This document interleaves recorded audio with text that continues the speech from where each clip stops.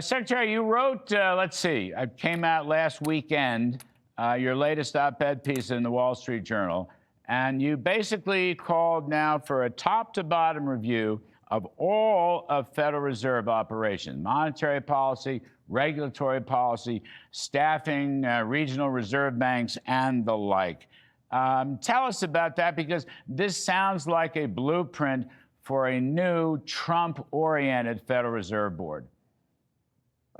It's not a blueprint for a new Trump-oriented Federal Reserve Board, Larry.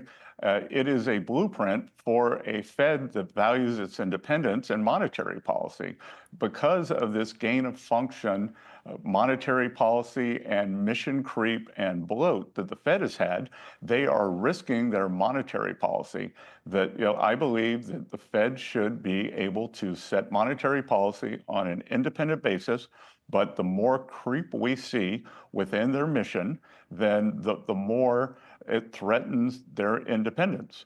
And look, they covered themselves in glory in this decade. We had the worst inflation of 40 or 50 years.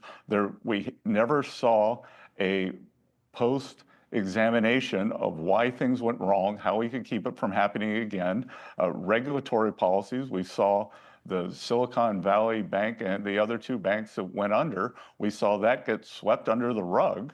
And the independence of the Fed exists because they have a special relationship with the American public.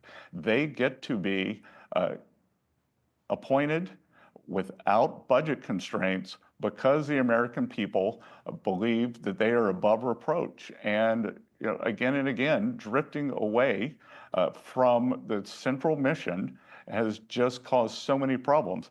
That editorial is part of a much longer 15-page piece in a magazine online called The International Economy. I'd urge everyone to go and read that. Because the other thing that this Fed has done through these massive QE interventions and balance sheet growth is they've caused these wide disparities across different groups in the economies. That if you had assets, you've done great. If you didn't have assets, you've gotten crushed.